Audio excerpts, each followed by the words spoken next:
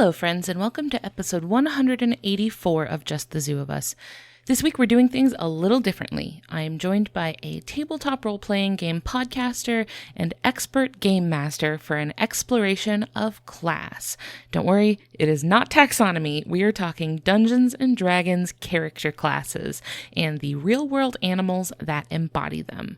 We discuss animals with maxed out dexterity, charisma, and strength, and if you've never played D&D, don't worry, we give explanations of the basics along the way so that anybody can enjoy. But before we get into the episode, I have just a couple of quick notes that I would like to echo from last week, just in case you missed them.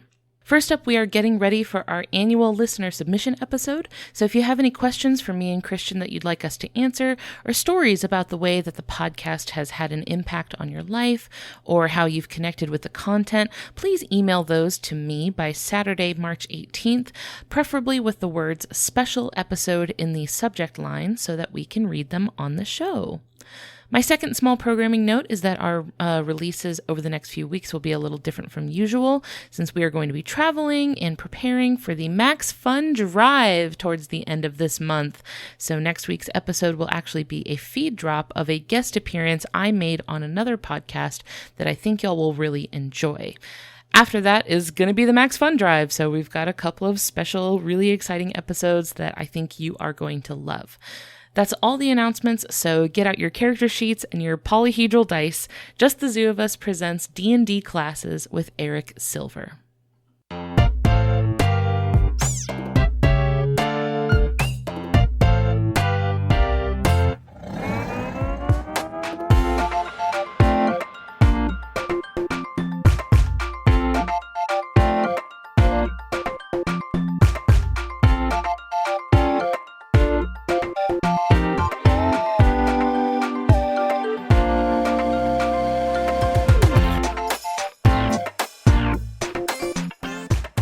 Hello, everybody. This is Ellen Weatherford. I'm here with Just the Zoo of Us, your favorite animal review podcast. And this week, we're not reviewing animals. We are giving them sort of more mechanical. We're kind of slotting them into a game. We're not necessarily going to be building a stat block, but going to be discussing how they might fit into the game of Dungeons & Dragons and what their classes might be. And joining me is a brand new friend. This is Eric Silver. Say hi, Eric. Hello. I'm waving. You can't see it, but I'm doing it. And Eric, real quick, before we get started, what are your pronouns? My pronouns are he, him. Thank you. And I am really excited to talk to you because you are the DM on a wonderful D&D podcast called Join the Party. And I would love it if you could let our friends listening know, how did you get into tabletop role-playing games? Well, I am on the Max Fun Network, so I am required to say I found it through the Adventure Zone, of course.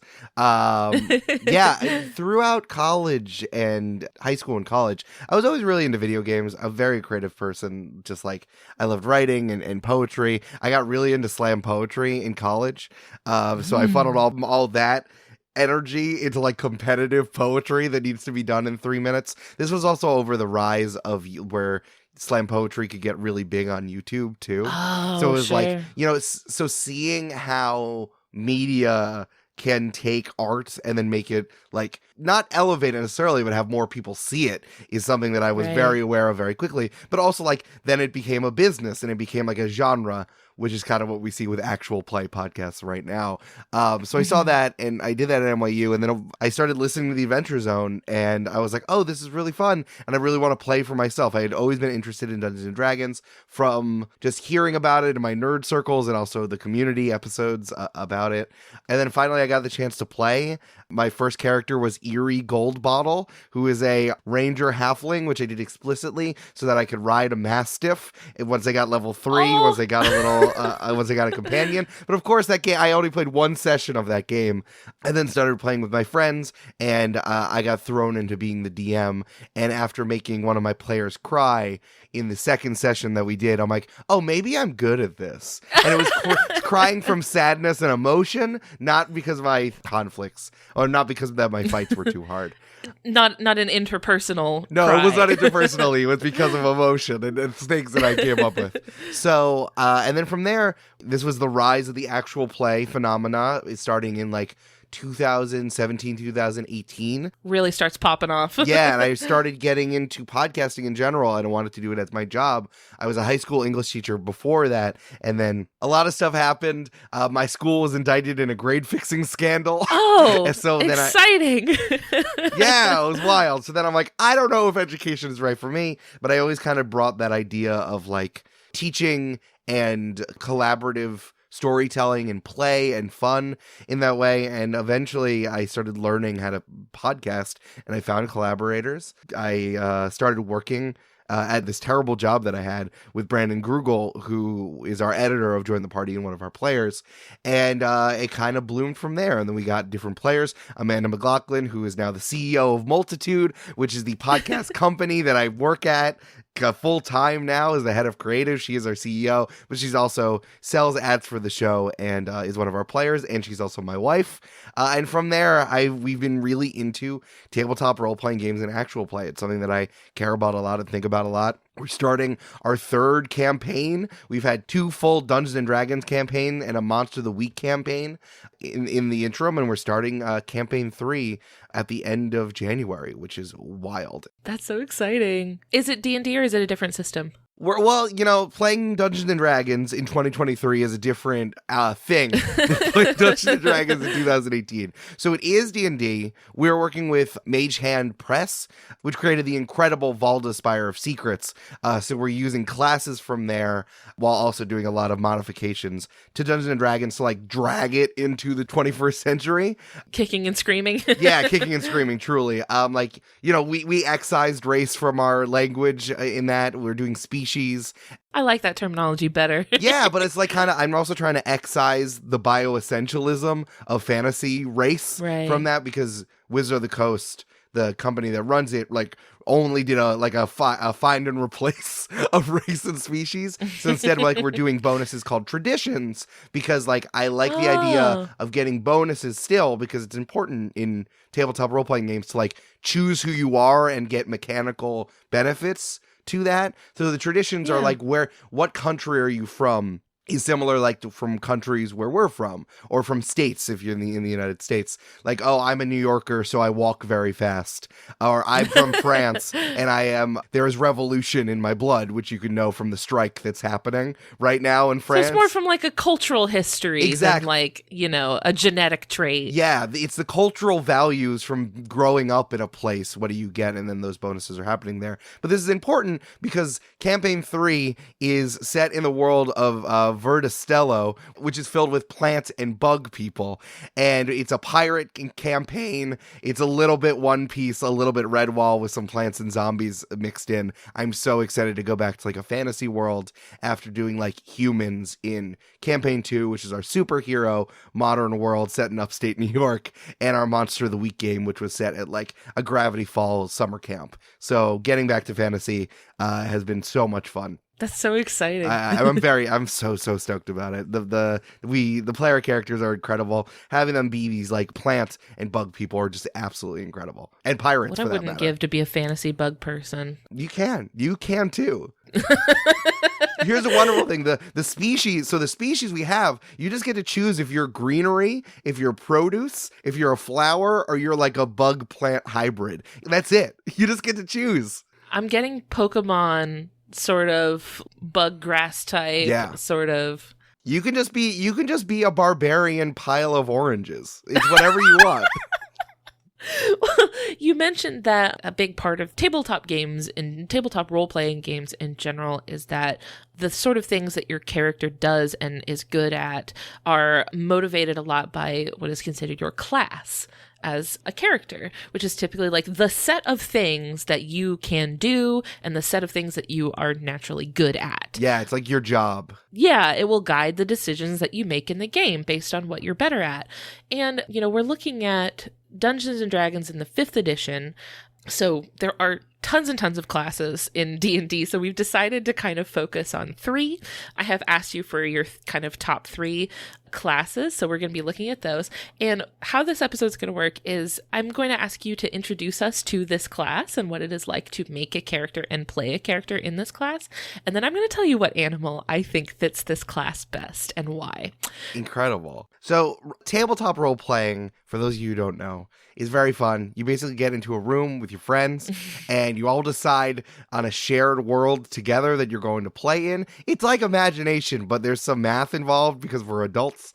It's pretend. It's like pretend on the playground with rules. Yes, exactly. So Dungeons & Dragons is a specific game that lets you tell epic stories that involve fighting and action, and usually is set in the fantasy genre, but you can change it to various different things. It's kind of like really building off of the Lord of the Rings pipeline of the fantasy pastiche, so much so that in the 70s, the Tolkien estate sued the company that originally made Dungeons & Dragons and told them to stop using some of the words that they were, which is why they had to change a lot of those words, which is very funny to me. Stop it! Hey, stop it! You can't just do this. Stop it. It's funny to me which ones didn't like make the cut, as like they're like, you can keep orcs, that's fine. Yeah, like, or it's like what is like just part of the genre and what is something that it's explicitly from J.R.R. Tolkien's head. Is that you can't say Hobbit, but I will go forward and say Halfling, and they're like, I can't stop you. Fine, whatever. That's fine, I guess. Yeah. So basically, the players are the main characters, if you can think of this in terms of the story, and they get to decide like what they want to do, how they want to interact, what their personality is, and how they kind of interact with the world. And you can't just do something. I mean, a lot of the times you can just do stuff and interact, but if you're doing something that is like significant, you roll some dice and look at your character sheet to see how good you are at that thing. And you're going to see if you did it well, you did it kind of badly, or you did it very badly. And that kind of determines how the game is going to go forward. You don't just get to say, I'm awesome and everything's great. Like, you got to have some conflict and some good things happen and bad things happen. The person who kind of controls or lays out the framework for what you're doing and plays the majority of the other characters, the enemies and the NPCs as they are, is the dungeon master or the game master, depending on what you feel like saying, depending on what game you're playing or how you feel about that. You can imagine like a writer starts a story, and then once the story started, the main characters kind of take it from there. Or you can think about like if the game master is an architect who builds a house, and it says, all right, these are 3 bedrooms, 2 bathrooms, there's a backyard. Then when the people move in, those are the player characters making it into a home. Oh, this is now the master bedroom. I know that you thought that this is going to be for a child, but this is going to be an office. Or turning the backyard into a pool. Like, only once the player characters get into the house do they make it a home and turn it into something that people actually live in and it's real, is the way that I describe it. Yeah, which is a very challenging job. It can be quite demanding, but it's also very creative. You know, you get to come up with a lot of things about how the world works, and a lot of times you kind of get to be the decider as to whether the thing that your players want to do will fly or not. There are a lot of different styles, a lot of different ways that people play. It's always a good time as long as everybody's cool about it and on the same page. It requires a lot of communication about, you know, like what you're comfortable with, what you're cool with, how you want the game to go, stuff like that. So when you are a player and you are making your own character, let's say you're looking through the handbook and you decide, I'm going to make my character, I want to make a monk. What does that mean? Like in the game. So a monk, again, you need to remember this has such like very specific fictional fantasy genre pastiche layered on top of it, right? So when they was writing it, obviously it's called The Monk, and the monk has some pan-Asian living on the top of a monastery that's on the top of a mountain, like way of the fist, way of the hand kind of pastiche there. But inherently, the monk is the most, I would say, superhuman or physically powerful class that you're going to have. A lot of the classes are really magic focused. A lot of the classes might have like a big sword or a weapon that you're dealing with. But the monk is about like not wearing armor and being fast and nimble, and also using things called key points. I know. Using things called key points to do these superhuman or extra athletic tasks.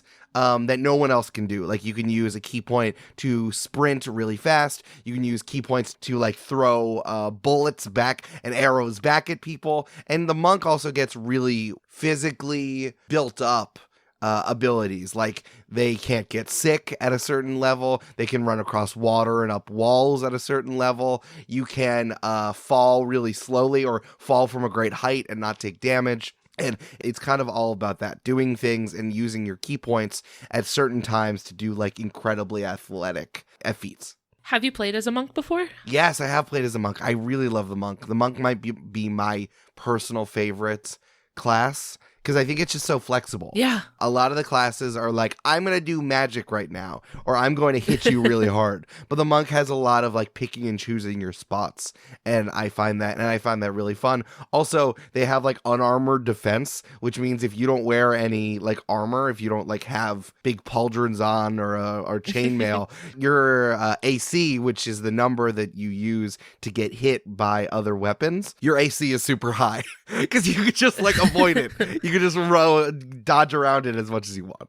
Yeah, so AC being like basically how hard it is to hit you, right. Whether that is due to your armor or whether that is due to your agility letting you dodge things. There are a couple of different things that can, when you hear armor class, you might think like just how tough your armor is, but it's not just your armor. You can have a really high AC because you have high dexterity. Yeah.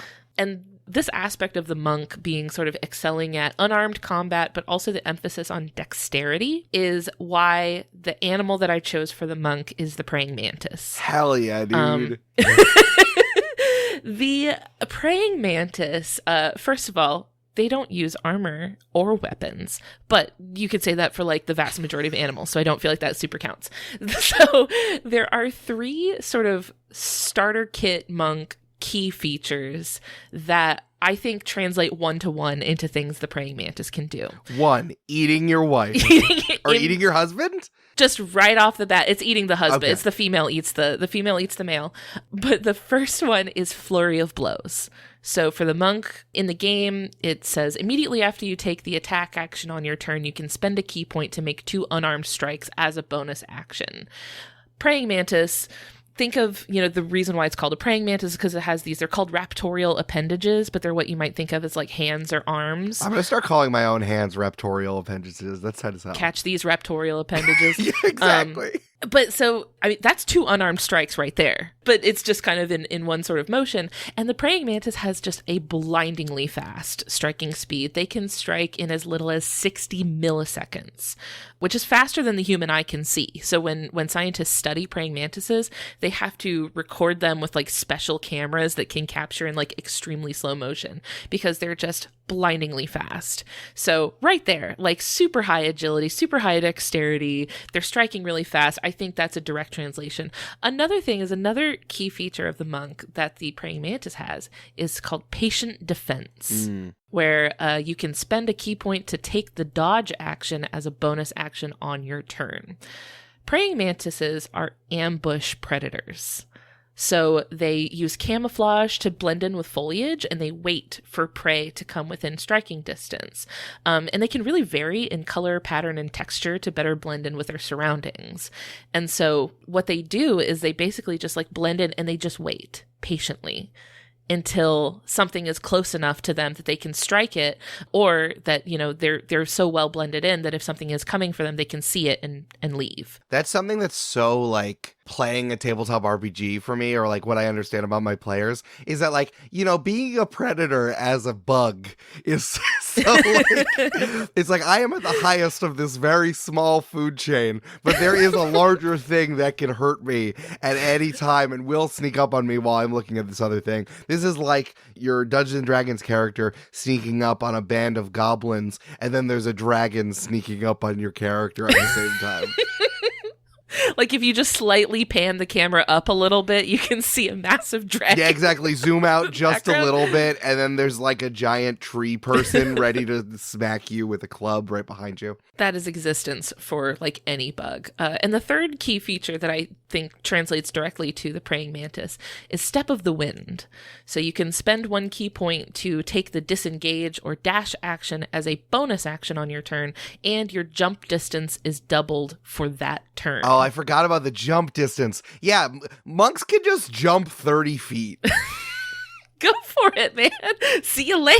I'm out gonna here. look this up. While you're telling me this fact, there are like jump distance calculators. So I will pull out a jump distance calculator and tell you exactly how far a monk can jump. Just a regular running jump. I'm gonna look that up from a standstill. They have standing. They have this stuff too. Truly. The reason that praying mantises can do this extended jump is because they can extend their wings and fly for short distances.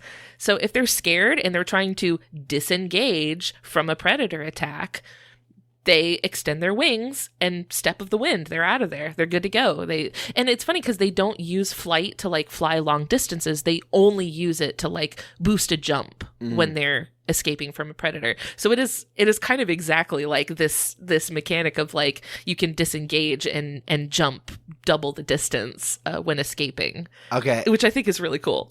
That is incredibly cool.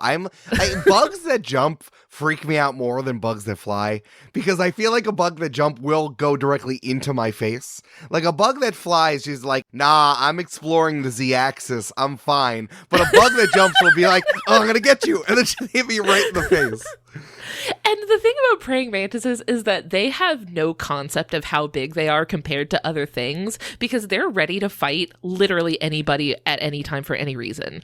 Have you ever seen, you can look up videos of mantises trying to fight people, mantises trying to fight a dog. There's a video, I think, of a mantis trying to fight, like, I don't know, a piece of construction equipment. They're so down to fight for any reason. They're so ready. My Instagram reels would be so much better if instead of like people fighting at a Waffle House, it was praying mantises fighting construction equipment. I would like that. I'd be like, give me more of this. I need World Star to get on this. That would be incredible. Okay, I looked up the 5th edition jump calculator. This is just standard. So your strength score would be 10, which makes sense because you usually put most of your points into dexterity. And they just said if your height is 6 feet tall, fine. I'm 6 feet tall in my fantasy world. Totally. You're totally right. With a running start, and you have Step of the Wind on, the thing Ellen was just talking about, your long jump is 20 feet horizontally and 6 feet off the ground. I love that. Great. Yeah. Hey, what I want to do in my fantasy world is I can dunk. That's what I want. Fully across the court, ready to go. Yeah. Oh, that would be a great way to play a basketball player themed monk character. That'd be awesome. Hey, I'm Michael Jordan. I'm here in the Forgotten Realms. Listen, he's already been like teleported into like the Looney Tunes universe, so I think this is already, I feel like you can slot Michael Jordan into like whatever universe you want. Ooh, okay, I like that. Is he public domain, do you think? No, he's owned by Warner Brothers. Come on. You gotta wait for that copyright to expire.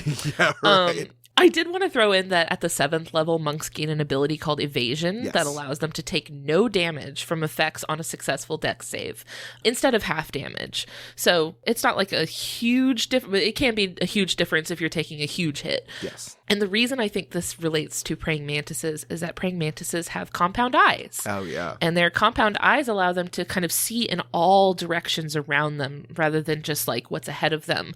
And they can also perceive motion really, really quickly. So that's kind of the benefit of compound eyes, is having an enormous range of vision. You can't see fine detail. The resolution is really low on compound eyes. So they can't really see like a crystal clear image, but they can see motion happening around them extremely quickly. So it alerts them to attacks, and they can very quickly evade from pretty much anything that's trying to get at them. Although they do seem to be a little bit more prone to fight than flight in my experience, but they're at least they're extremely aware of what's going on around them. So I feel like all that is a pretty 1-to-1 praying mantis. I think if you're going to make a monk, maybe take some inspiration from the praying mantis. Yeah, and if you're watching any nature documentaries that has the praying mantis in them, listen really close, and maybe someone far away will be shouting, "World Star!" They are so down to clown at a moment's notice. They want to catch these raptorial appendages. That's what you said. They're so ready. Hi, we're going to take a quick break to hear from a couple of the other shows on the Maximum Fun Network. When we get back, we've got a couple more classes to talk about, so stick around. I hope they've got the bread bowl. Have you seen the bread bowl at this place? Mm-hmm. Good evening. Welcome to Maximum Fun. Have you been here before? It's her first time. Very good. Might I recommend our special? Oh, please. Can I interest you in the Max Fun Drive? I'm told they're cooking up something quite extraordinary this year. I've heard about this. With limited time thank you gifts for new and upgrading members? That's right. We'll take it. How would you like your episodes? Can I get them excellent with new Boko on the side? Oh, are there live stream events? Absolutely. You know, if you're interested in events, Meetup Day is returning. What? Oh, you're gonna love Meetup Day. It's the best. Okay, let me make sure I have everything. Max Fun Drive 2023 with limited time thank you gifts, live stream events, Meetup Day, excellent episodes, and of course, new bonus content. Sounds perfect. Great. We'll get it started and it'll be ready in 2 weeks, March 20th. Oh, can we also get a couple of waters? Of course. Where am I? On Maximum Fun, What do you want? a podcast miniseries about The Prisoner. Whose side are you on? That would be telling, but okay, I'm on my own side. It's one of my favorite ever TV shows. We want a podcast on it. A Prisoner podcast. You won't get it. By hook or by crook, we will. Who are you? I'm Elliot Kalin. Who is number one? Jesse Thorne, but you are John Hodgman. I am not a prisoner podcaster. I am a free man. Are you okay? Elliot, are you all right? Okay, I'll watch it. All 4 episodes of The Potting You are out now. The next class we wanted to talk about is a class that I have to admit confuses me a little bit because it's so, I think, mechanically similar to some of the other classes, but with a little bit of a difference. This is the Warlock. Yes. So introduce me to the Warlock. So the Warlock, I think, is my favorite version of the magic user. When they were making 5th edition Dungeons & Dragons, whoever was playtesting this kicked down the door and said, magic is better than swords! And the magic users in Dungeons & Dragons are incredibly freaking powerful. It's very, very wild. But it's very kind of like regimented, the ways that your characters get magic. Like the cleric gets magic from the divine and from prayer, and from their belief in the divine. The paladin is kind of like the knight on behalf of the divine, which is where they're kind of like a half magic user. The wizard theoretically studied really hard and learned this magic from like getting it from books. It's the nerd of the magic world. Truly. And the sorcerer is the cool kid of the magic world, where like they were just born with it. So then they can like, oh, hey, I have fire powers. Is that cool with you? And they just know how to do it. But the warlock made an infernal pact with a minor to major deity, either above, below, or sideways, to get their magic, and they have this relationship with their magical patron, which is why I think it's really interesting when the mechanics of the game give you something to work off of in your play and in your like role playing and your character building. That's why I love this relationship. And also the warlock, their magic ability score is charisma, which is usually used to convince people of things, but instead this is how you do magic good. So you have like a fast talking spell slinging character who has like a daddy who's a demon, and which is always a fun character to play. Yeah, the spellcasting ability being charisma was always kind of confusing to me until I thought of the fact that they're like really sourcing a lot of their power from their relationship to this entity that is like granting them the power. So then the charisma makes a lot more sense when you think about the fact that they're kind of like having to convince this entity to give them power. So like it's kind of still like them communicating and having this like good relationship with their like entity that they are deriving power from. Absolutely. If I could guess, I'm hoping you're going to talk about the symbiotic relationship between those animals, like the little guys who get in the shark's teeth and things. That is a good one. I came up with something that I think fits the two sort of main criteria for the warlock. Please. Having high charisma and a pact with another entity. And this is the gray wolf. Ooh, okay. So to lean into the charisma factor first. So when you're talking about charisma with animals, it means something a little bit different. Charisma, like a charismatic animal, is an animal that is really popular, basically. An animal that is cute, an animal that is pretty, an animal that people like in general. So you have this idea of like charismatic. It's usually megafauna. Large animals are usually considered more charismatic. But this is things like elephants, tigers, pandas are like the ultimate like charismatic, Sure. animal, but they're the face of the kind of the ecosystem. They're the ones that people like, usually the ones that bring in the most conservation money. And also the panda defeated WWE. It defeated wrestling. They're indomitable. Oh, wait. Oh, do you know what I'm talking about? I don't think so. Okay, so the World Wildlife Fund is, the nonprofit that yes. gets a lot of money, and their logo is a panda. And there was a court case a bunch of years ago that between the World Wildlife Fund and professional wrestling, which also had the moniker WWF, and the World Wildlife Fund won, and that's why it's now known as WWE, World Wrestling Entertainments. So a panda defeated Vince McMahon and big wrestlers. Oh my God, what's that? It's a panda with a metal chair. Coming out of nowhere. Oh no, that's the panda's music. Yes. Yeah. So to talk about like charisma, there was actually a 2018 study that analyzed survey responses, zoo websites, and animated movie posters to compile a list of the 20 most charismatic animals. And by the way, this is by European researchers. They polled European people and looked at European websites. This is pretty much all from like a Western European standpoint. And they had this list of 20. The wolf was the 9th most popular. That's awesome. Yes. So the wolf is a very charismatic animal. People really like them, but not just with people. They're also really charismatic with each other. They famously live in packs, right? This is like it's not extremely common for large predators to live in groups and hunt cooperatively.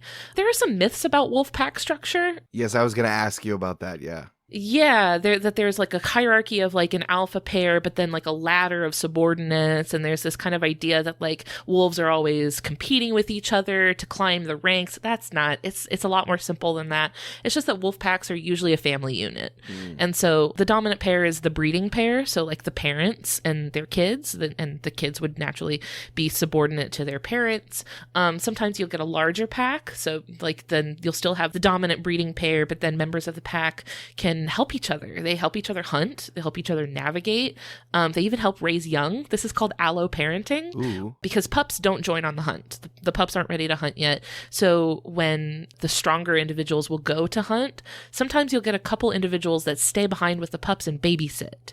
Even if they're not their pups, they stay behind and you get kind of this sort of nursery of wolf pups. So, relationships with each other are really important to wolves. It's a very charismatic, not just to people, but, to their fellow wolves. And then the defining trait of the warlock class being their sort of relationship with this entity that they have an agreement with. Wolves have a pact with ravens. Oh my God. Have you ever heard of this? No. So ravens are scavengers, which follow the wolves around and they like pick at their meals. So the wolves might bring down a large prey item and then the ravens will pick at the carcass afterwards. Or even during, like when the wolves are eating off of the carcass, the ravens will pick off of it. And you would expect the wolves to chase the ravens away because they're taking their food and they're losing some of that prey to the ravens, but they don't. They seem to be okay with it. Like they seem to be kind of chill with the ravens picking off their food. And so this is kind of thought to be because the ravens, they have keen eyes and high vantage points, and they sound alarm calls if danger is coming. So the wolves may be kind of letting the ravens hang out as like an alarm system. It's like a security system, basically, so they know if something's coming. That explains why ravens keep stealing all of my shiny things, because they already know the codes to my alarm system.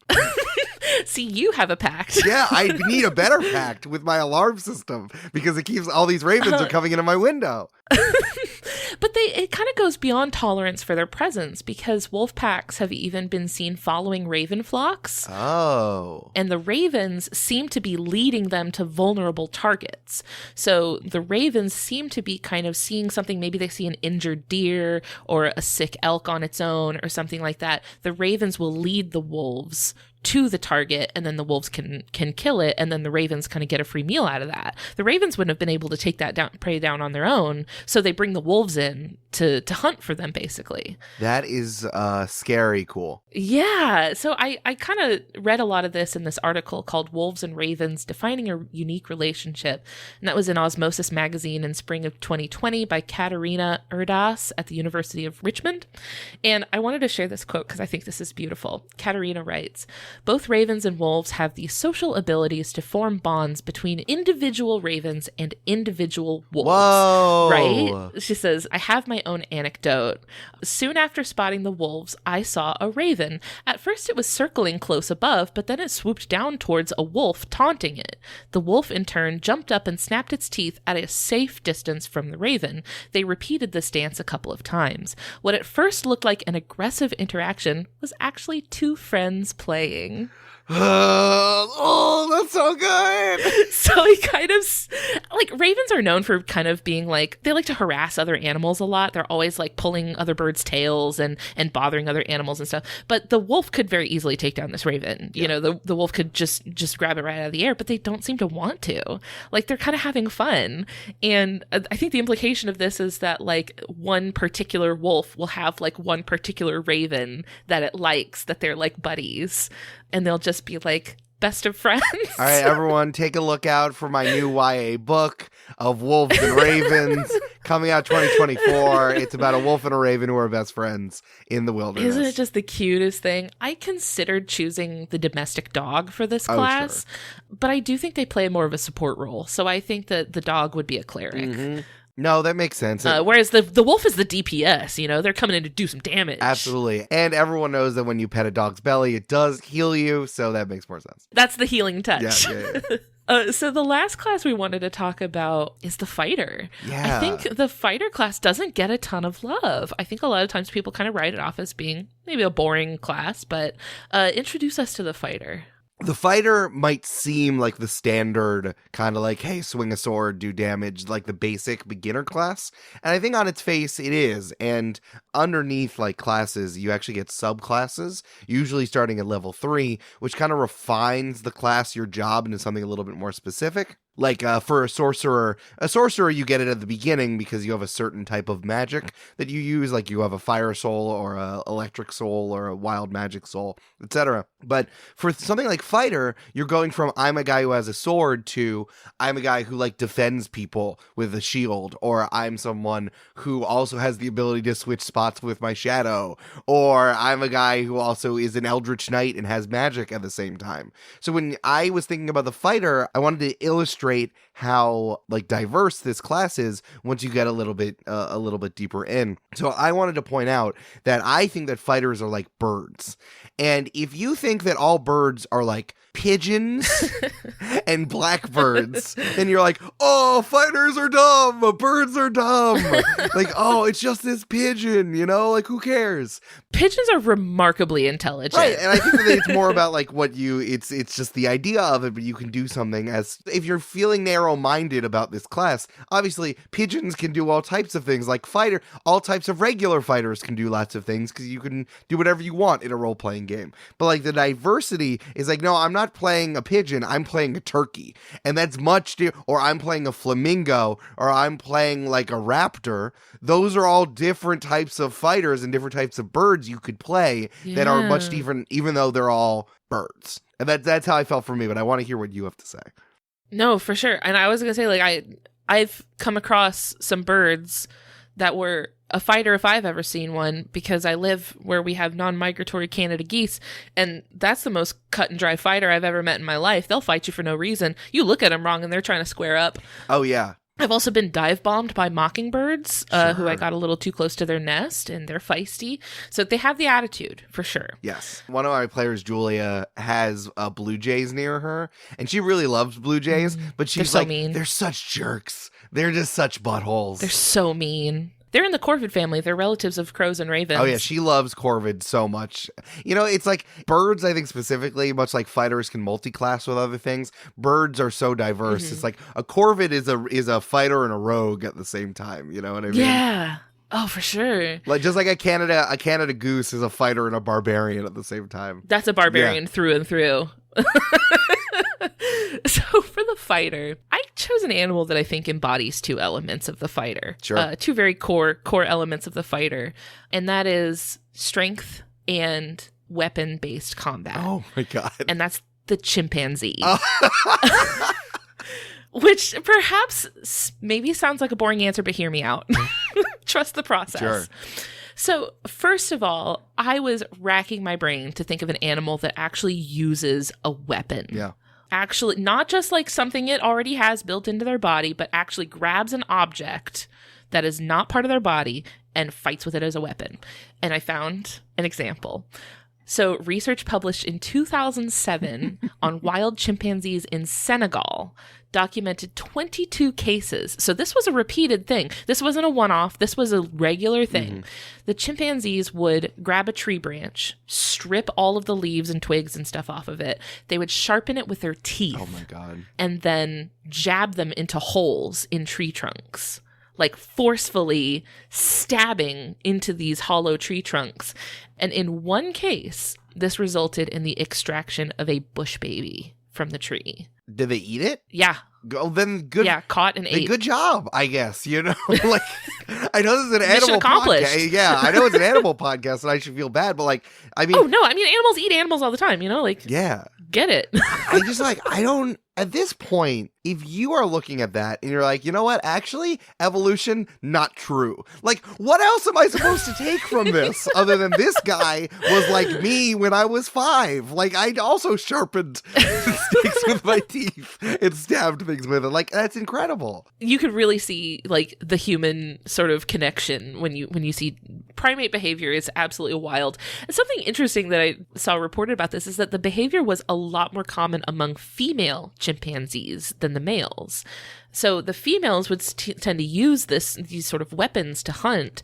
And then since the females were the ones typically raising the young, then the young chimpanzees would learn it from the adult females. So you start to see this sort of like development of like a skill being passed on behaviorally, not just like an instinct, right, but something they're learning from each other, which I think is really cool. Well, Ellen, I mean, I don't listen, I know this is your podcast and you're the expert, but I am actually looking at this paper right now. And I think to corroborate what you're saying is that it seems like girls go to college to get more knowledge and boys go to Jupiter to get more stupider. So that's actually cited in the literature. So I think that explains that. It must explain that. That's academically consistent. And the paper, by the way, is called Savannah Chimpanzees, Pan Troglodytes Varus, Hunt with Tools, and that was by Jill D. Pruitz and Paco Bertolani in Current Biology in March of 2007. So that's a very one-to-one, sure. Like, if you're going to have an animal that uses weapons, there you go, that's a fighter right there. But the other thing about the fighter is that they have really great strength. It's a very strong class. You really want to have good strength if you're going to play a fighter. And chimpanzees are known for their strength. They are, I think it's been kind of overstated how much stronger they are than humans, but they are, in general, about 1.3 to 1.5 times stronger than a human. But there's an actual physiological reason for why chimpanzees are stronger than humans on average. A 2017 study analyzed their muscles compared to human muscles, and they found that the chimpanzees' muscles had a higher proportion of fast twitch fibers. Ooh. So fast twitch fibers are muscle fibers that are really, really good at exerting a lot of force in a short burst. So they kind of give you this burst of energy. So they're putting out like a lot of effort in a short amount of time. And this is as opposed to slow twitch fibers, which are really good at exerting force gradually for a long period of time. So it's not an intense burst. It's more of a sustained effort. So since chimpanzees are arboreal, meaning they live in trees, it's a lot more useful for them to be able to have short bursts of effort to do things like quickly climb a tree or swing across a branch or, have like a long jump or something like that. They need these sort of short bursts of energy.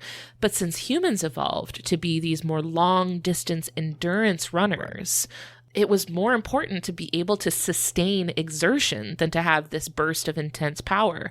So our muscles adjusted. And now you see that like humans have more slow twitch fibers in their muscles than chimpanzees do. And that's all just because of like, you know, the lifestyle they were adapting to. So it's really interesting to see like the way that primate bodies have diverged from each other. But I mean, if you're going for strength, chimp right there, right? Like Yeah, seriously. they're a little ball of power. I would much rather go back to the chimp stuff so that now that I'm 31, my back can stop hurting and I can do all the things that I used to do. I would love all those quick twitch muscles back because apparently standing up straight is stupid and bad, and I have to stop doing it after the age of 29, which is ridiculous. I'm just imagining myself trying to like climb a tree and swing through a branch, and it sounds like a bag of Pop Rocks. And I get up and I go, oh, here we go. Like, it's terrible. sounds like someone's crinkling bubble wrap. And then I'm groaning at the same time, yeah. So I think the chimpanzee's got to be the fighter, which I don't know if that sounds like a boring answer, but I really couldn't think of a better one-to-one comparison. No, I think that's good. Listen, we're putting animals on Dungeons and Dragons classes. Whatever we say, We're good. It's fine. It's fine and cool and good. Yeah. You can also put a different primate on every single one. Listen, like a silverback gorilla is different than a chimpanzee, is different than a bonobo. You know what I mean? So Yeah, I was thinking that gorillas are herbivores. They're very, very peaceful in general. They really don't fight a lot. And so I was just thinking that the chimpanzee has the attitude. You know, chimpanzees are well known for being quite aggressive with each other. Like when troops of chimpanzees cross paths, they're a lot more willing to fight with each other than bonobos or gorillas are. So I feel like gorillas didn't have the attitude, and bonobos are just so chill. Yeah. Bonobos are just the chillest thing in the world. So I couldn't do that to the bonobo. To be the yeah, no, that's fair. I respect your choice. I chose birds, and you had research. But I like the idea of like, you know, birds can fit into a lot of different roles in the ecosystem. They can be, you know, a bulky combatant, or they can be more stealthy, or they can be more like clever, or like there are a lot of different forms that birds can take. So I think you could basically make like a bird-based character for like any any kind of character you want to play. Yeah. This is wonderful, Ellen. Thank you so much for doing all this. It's weird. We've been talking about doing this episode for like months now. I know. So now that we're doing it, it's like D&D is in a very strange place right now, especially with the lack of stewardship of Wizard of the Coast and the parent company who owns the rights to publish the books of Dungeons and Dragons, and Hasbro, which owns that company on top of it. Right now, there's a lot of stuff going on with the open gaming license, which is something that allows third-party creators to make, like, things that Wizards of the Coast won't publish because they are a massive company and want to sell to all types of people who have different feelings about different kinds of stuff and peoples. So it's really important, this vibrant community around it, and people make their livelihood doing this, and Wizards of the Coast have really been trying to come down on this and change it just so that they can get a little bit more money.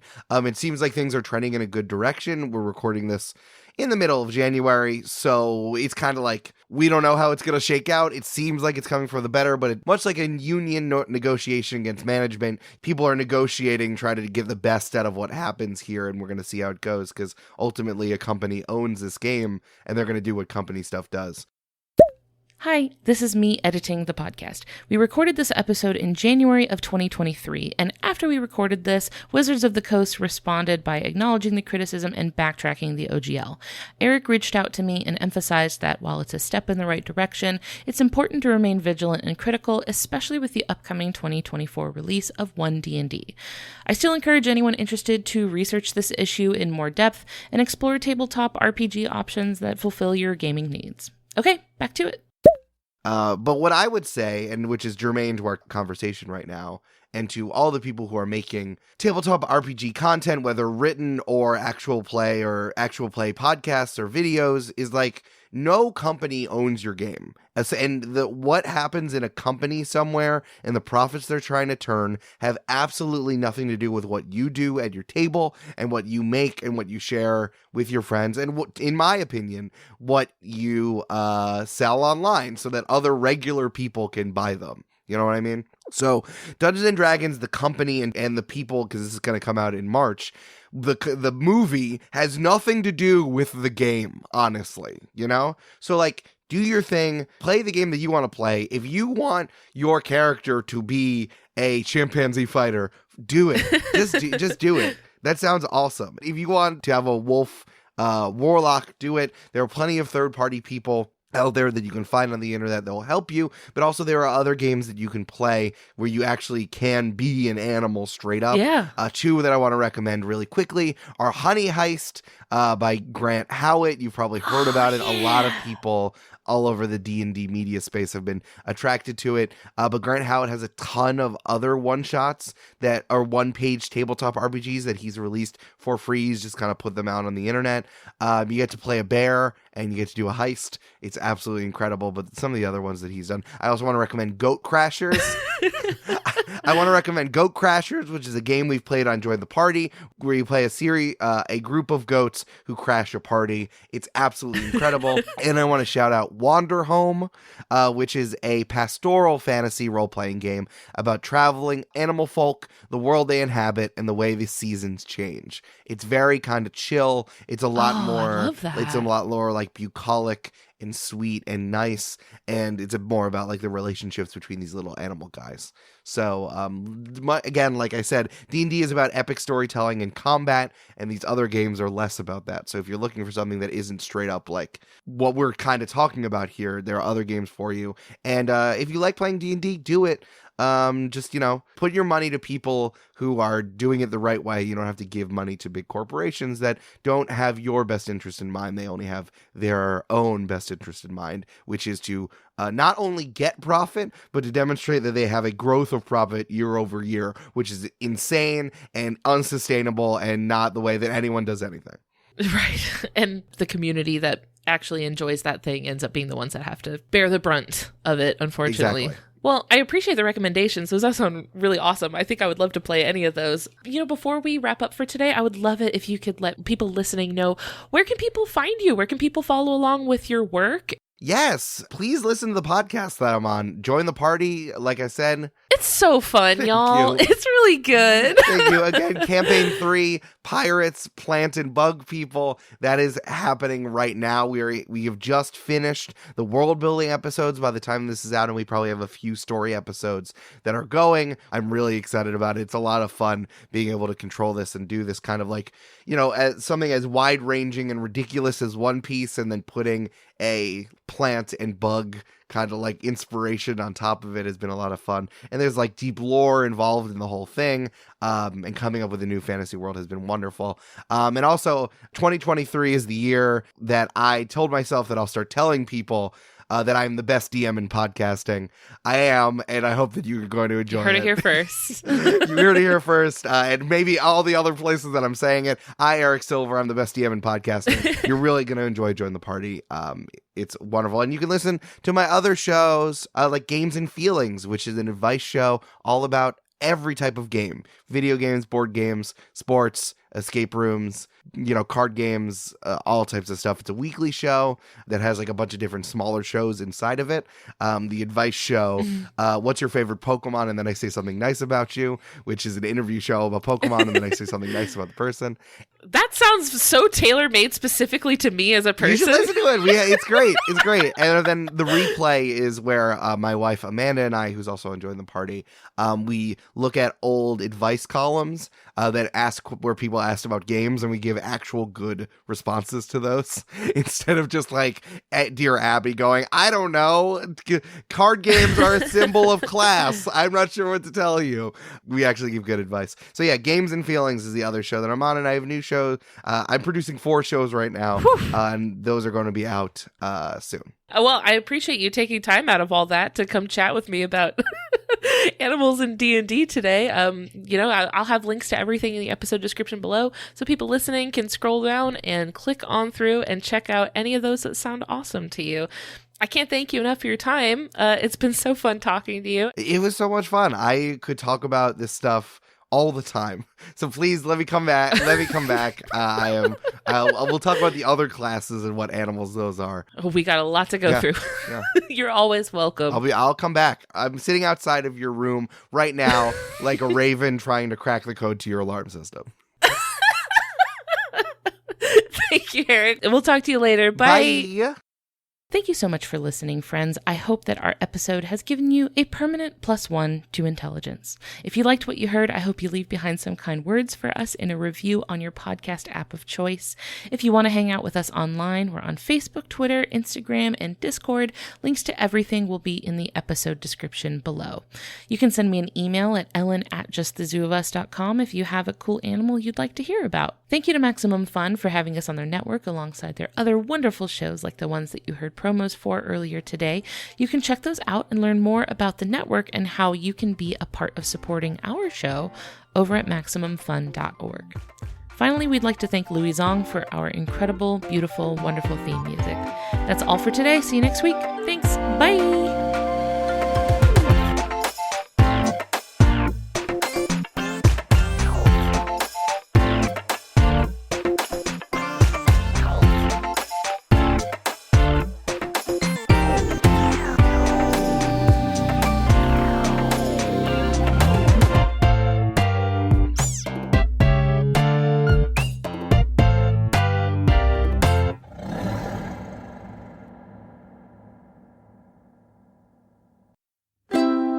MaximumFun.org. Comedy and culture. Artist owned. Audience supported.